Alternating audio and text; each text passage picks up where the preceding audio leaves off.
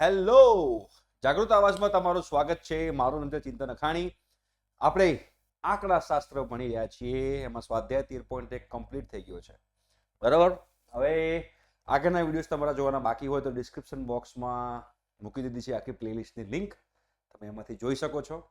અને મટીરિયલ જોઈતું હોય તો વેબસાઇટની પણ લિંક નીચે અવેલેબલ છે. એમાંથી તમે મટીરિયલ લઈ શકો છો. અને સાથે સાથે અમારી સાથે જોડાવવું હોય તો વોટ્સએપ ચેનલની લિંક છે, એમાં તમે જોડાઈ શકો છો અમારી સાથે. ઓકે, ભૂલતા નહીં. હવે આજે આપણે સ્વાધ્યાય 13.2 જોવાના છે. એના માટે બહુલક છે. તો બહુલકનું સૂત્ર જે છે ને બેટા, એ આપણને આવડવું જોઈએ. તો બહુલકનું સૂત્ર જે છે એ બહુલક બરાબર આવું લખાય.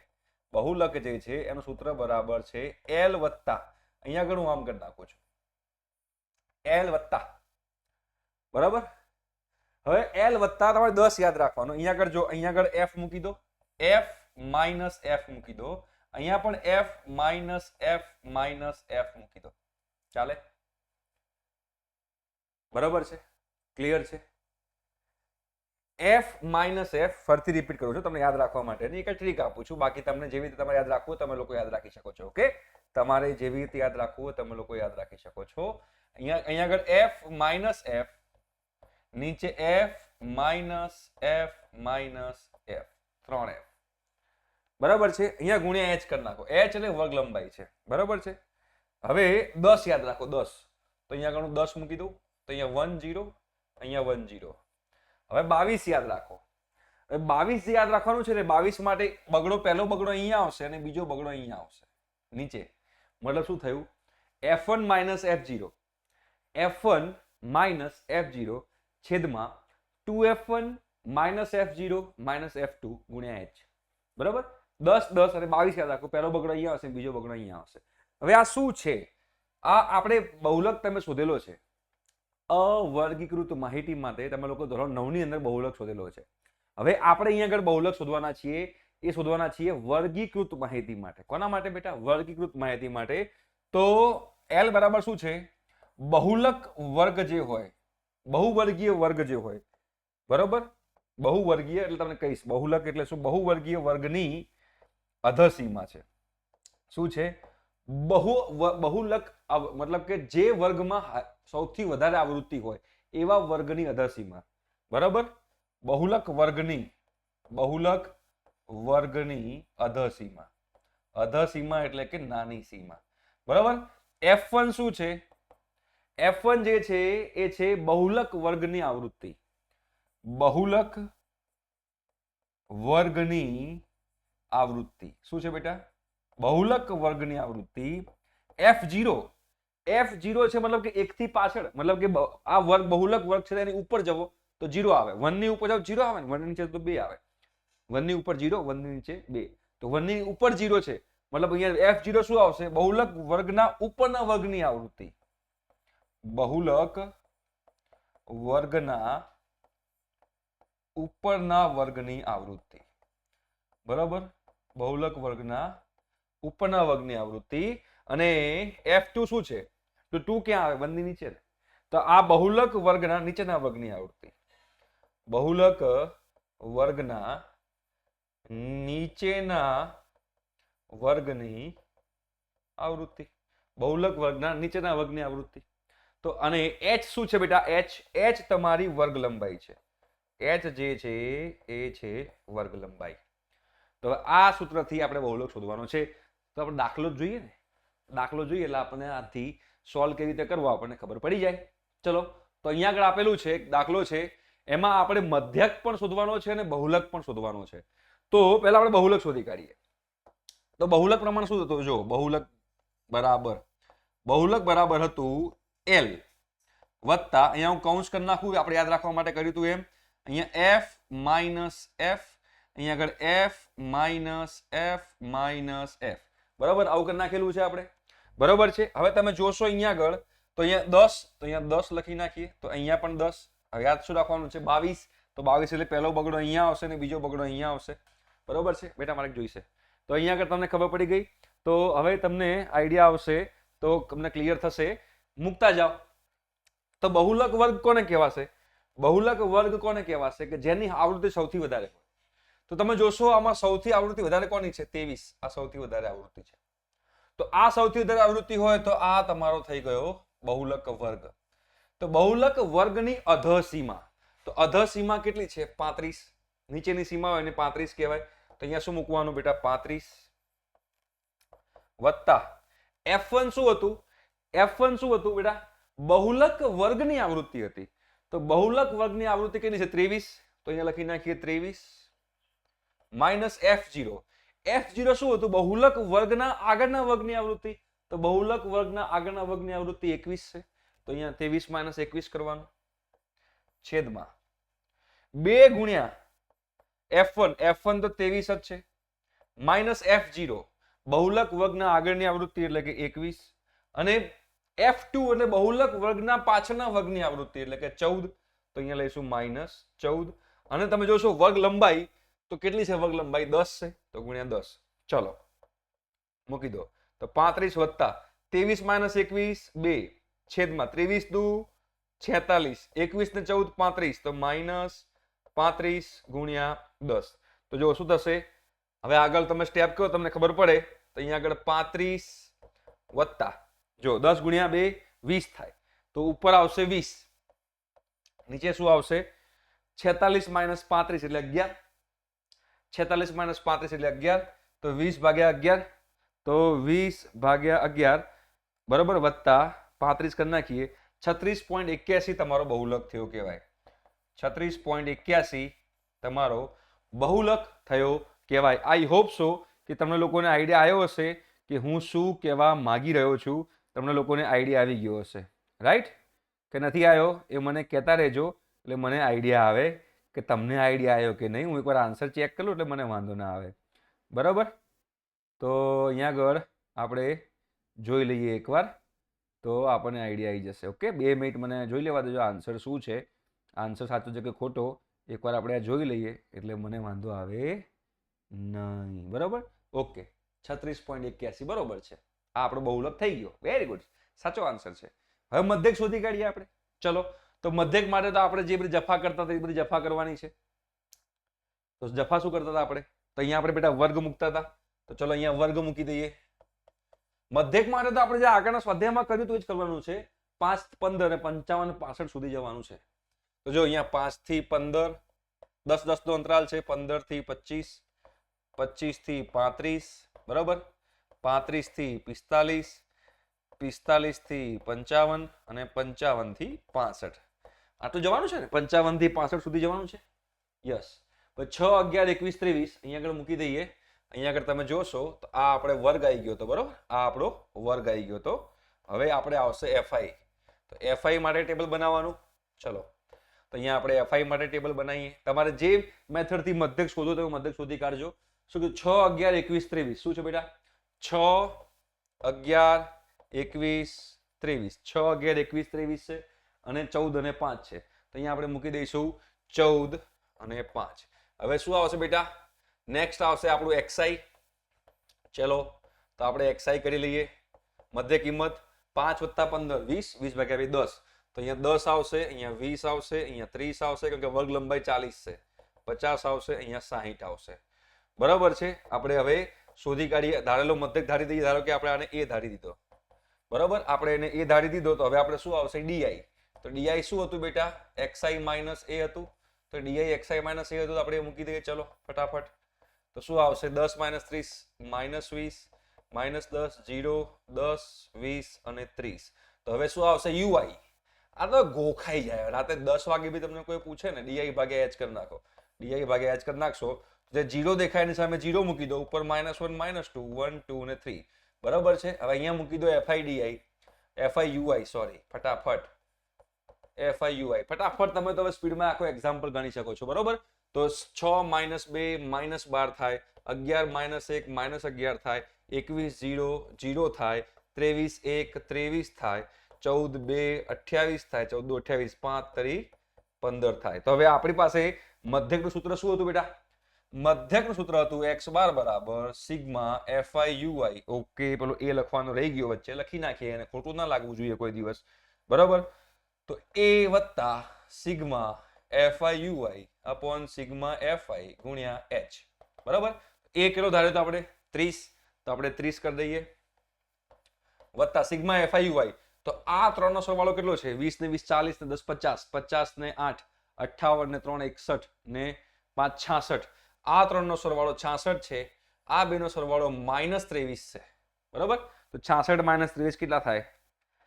43 થાય. તો અહીંયા આપણે મૂકી દઈએ 43 ભાગ્યા આ સરવાળો કરીએ તો 6 ને 11 17 17 ને 21 38 થાય. 38 ને 20 58 58 ને 3 61 61 ને 10 71 ને 4 75 ને 5 80.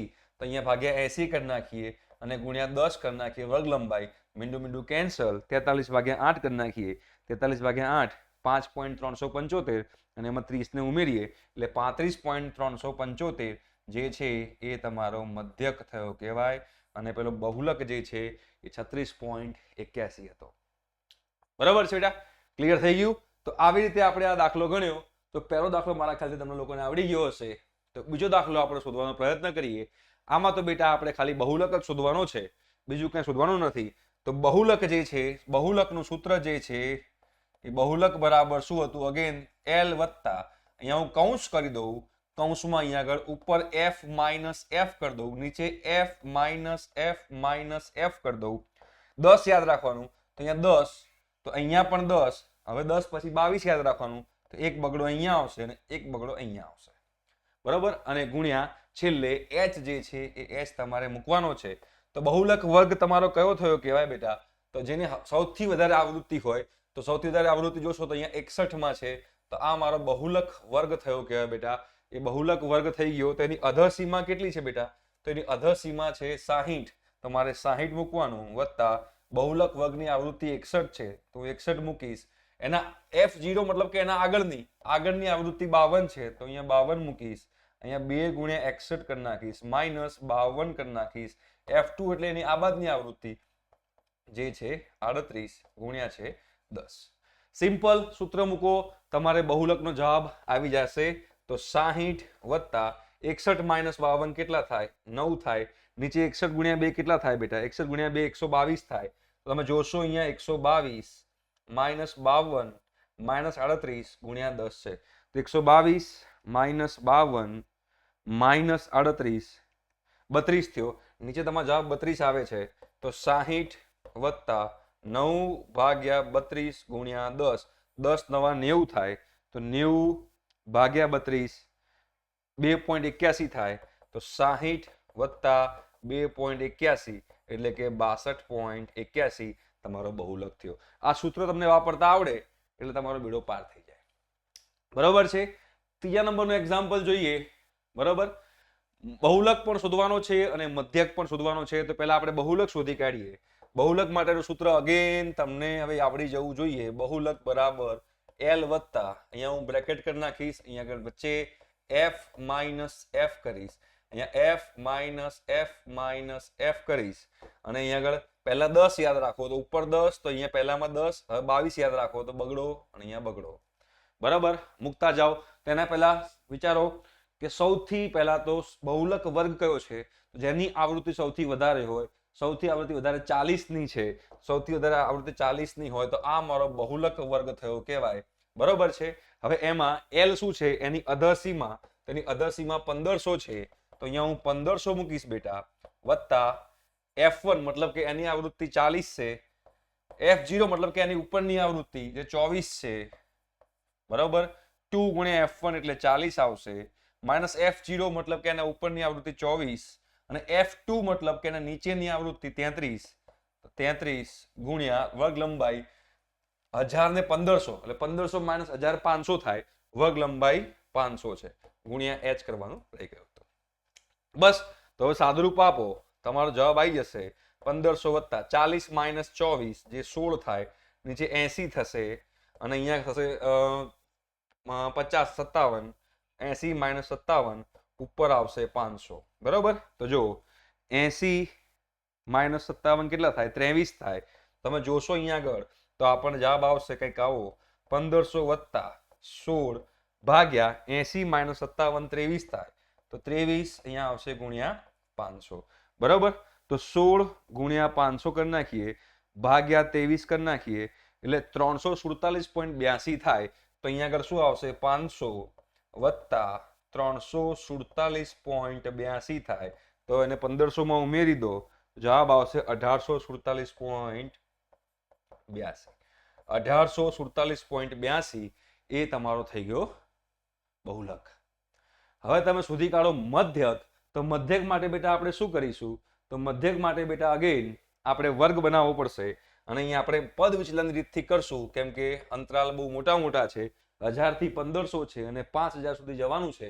તો જોજો અહીંયા આગળ 1000 થી 1500, અહીંયા 1500 થી 2000, અહીંયા 2000 થી 2500, અહીંયા 2500 થી 3000, અહીંયા 3000 થી 3500, અહીંયા 3500 થી 4000, અહીંયા 4000 થી 4500 અને 4500 થી 5000.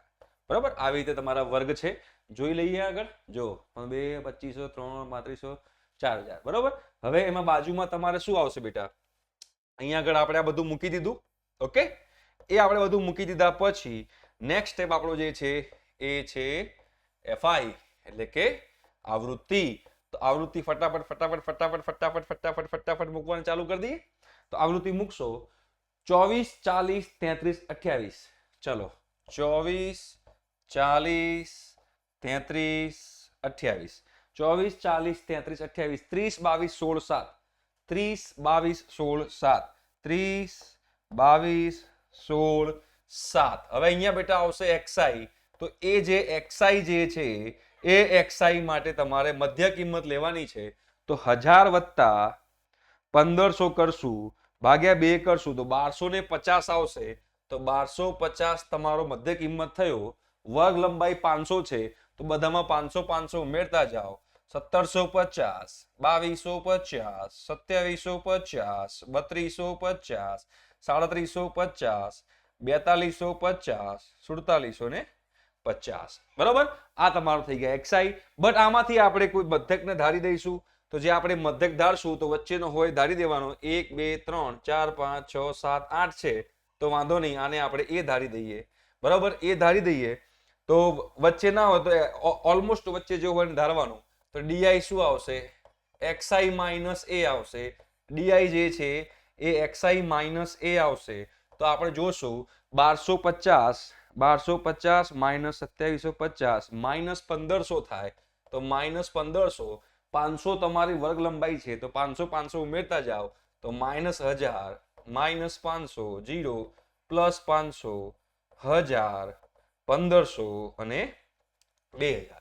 એ પતે એટલે તમારે હવે શું આવશે? એ પત્યા પછી તમારું આવશે UI. UI એટલે શું હતું બેટા? DI ભાગ્યા H. વર્ગ લંબાઈ તમારી 500 છે.